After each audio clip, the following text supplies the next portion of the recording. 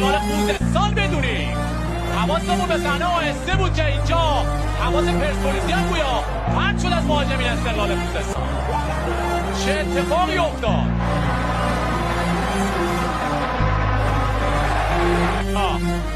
امیری یه پنالتی میگیره یا نگرفت؟ چقدرم خوب از پس این کار برون زد. یه مکس خونسردی کنانی زادگان کاملا استقلال خوزستان استفاده ببره و حالا گل دوم ورزشگاه آزادی.